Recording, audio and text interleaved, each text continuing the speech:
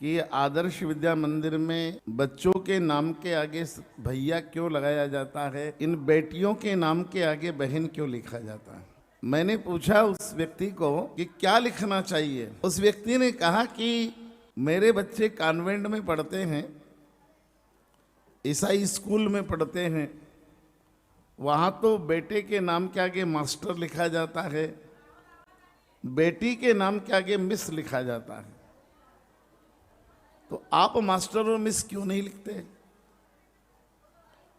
मैंने कहा मित्र, मैं भारतीय शब्दकोश में भैया शब्द का अर्थ तुम्हें बताता हूं, बहन का अर्थ तुम्हें बताता हूं, मास्टर का और मिस का अर्थ आप मुझे बता दो और दोनों में से जो श्रेष्ठ होगा स्वीकार कर लेंगे। मैं अंगद की तरह बिना राम जी से पूछे अंगद जी ने जानकी जी को दांव पे लगा दिया। मैं बिना विद्या भारती से पूछे तुझे वचन देता हूं कि हम पूरी विद्या भारती में मास्टर लिखना शुरू कर देंगे, पर तू मास्टर का अर्थ बता दे, मैं भैया का अर्थ बताता हूं। उसने कहा पंडित जी पहले आप बताओ कि भैया शब्द का अर्थ क्या होता है। मैंने कहा मैं बताता हूं, सुन तो भैया शब्द का अर्थ क्या होता है। तब मैंने आपसे जो संबंधों की चर्चा की थी इसका स्मरण करना और श्रद्धा से सुनना। शिक्षा साधारण चीज नहीं है, ये जन्म जन्मांतर से मिले कुछ संस्कारों के रूपांतरण का बड़ा अनुष्ठान है। इसलिए सुनिएगा भाई शब्द क्या है। भगवान राम जब वन में जाने लगे तो जानकी जी ने कहा हम भी साथ चलेंगे। जानकी जी भी साथ जाने लगी तो दौड़े दौड़े लक्ष्मण आए और लक्ष्मण जी ने कहा कि प्रभु हमने सुना आप 14 वर्ष वन में जा रहे हैं। बोले हाँ, तो मेरे लिए क्या आज्ञा है। भगवान ने कहा बोलो क्या चाहते हो। बोले आज मैं नहीं बोलूंगा, आज आपको बोलना है। ये आपका लक्ष्मण कभी चुप नहीं रहा, बोलना पड़ा तो खूब बोला है। शास्त्र के ज्ञाता महाराज जनक के सामने बोलना पड़ा तो लखन चुप नहीं रहा, और शस्त्रवेत्ता परशुराम जी के सामने बोलना पड़ा तो भी मैं चुप नहीं रहा हूं। इसलिए शास्त्रवेत्ता और शस्त्रवेत्ता का सामने भी भयहीन होकर मैंने अपनी बात कही है, पर आज मैं नहीं बोलूंगा, आज आप बोलो।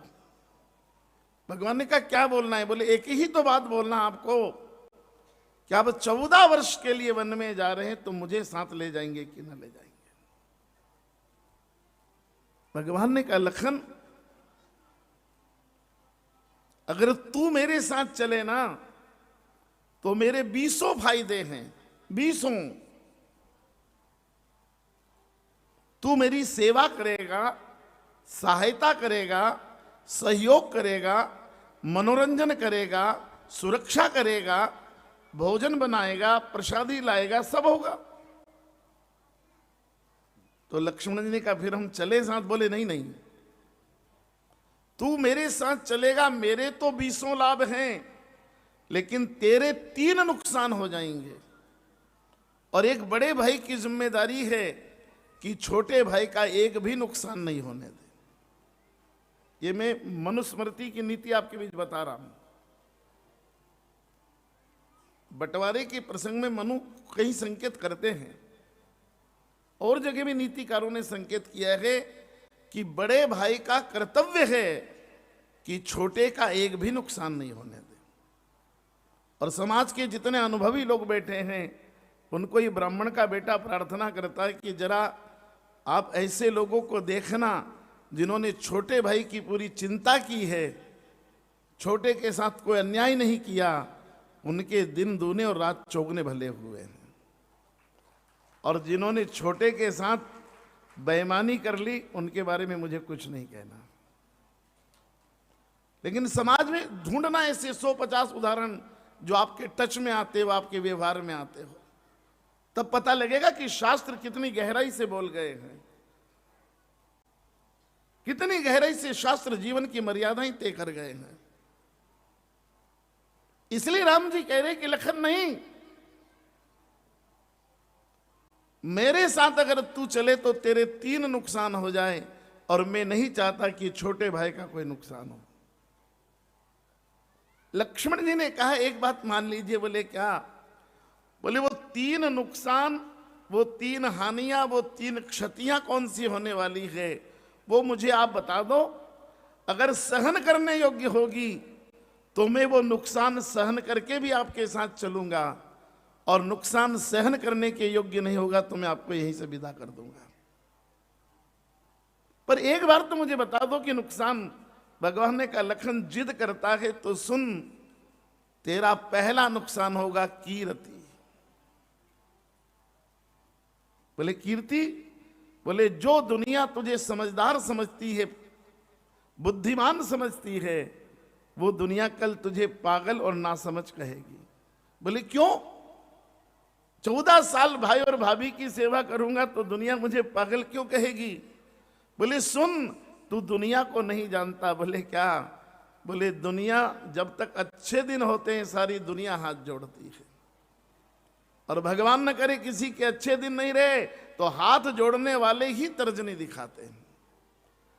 हम जंगल में चले जाएंगे तो दुनिया वाले बात करेंगे कि राम को तो जंगल में जाना जरूरी था, क्योंकि महाराज दशरथ ने वचन दिया था कैकेयी को, और उनको तो मानना ही था। और जानकी जी ने तो कसम खाई थी 7 जन्म तक साथ निभाने की, तो वो तो जाना ही था उनको।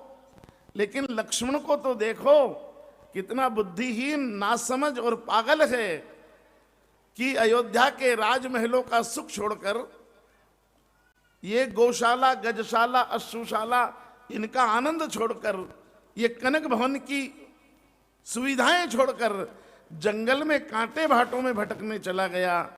जबकि ना महाराज दशरथ ने लक्ष्मण को कहा, ना महारानी कैकेयी ने कहा, ना मंथरा ने कहा, तो फिर क्यों चला गया? इसलिए लखन मेरे साथ मत चल, ये दुनिया तुझे पागल कहेगी। लक्ष्मण जी ने कहा प्रभु एक प्रश्न पूछो? बोले हाँ। बोले मेरा और आपका जन्म एक ही दिन का है ना? बोले हाँ। बचपन से लेकर आज तक आप और हम रोज अल्पाहार में, बाल भोग में, सिरावनी में, नाश्ते में, ब्रेकफास्ट में क्या लेते रहे? भगवान ने कहा रोज सुबह बाल भोग में कभी काजू, कभी किशमिश, कभी खारक, कभी बादाम, कभी मेवा, कभी मिष्टान लिए। यही तो खाए हमने बचपन से।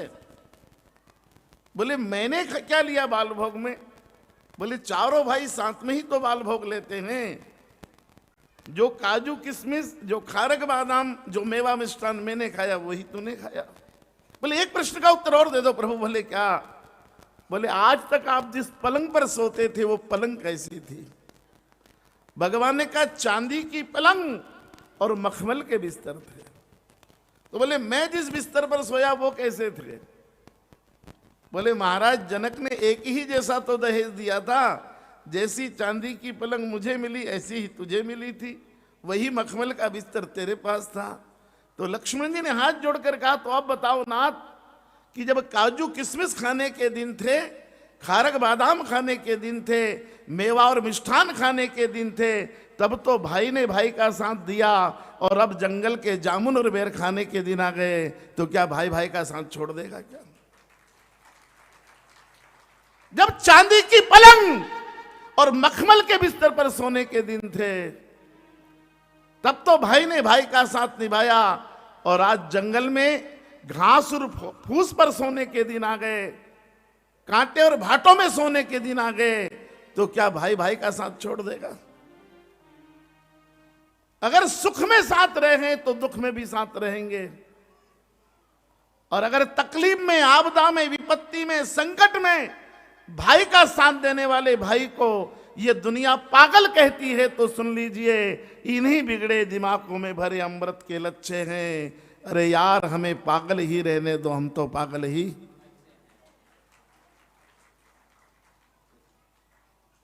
अगर राम काम है लखन लखन,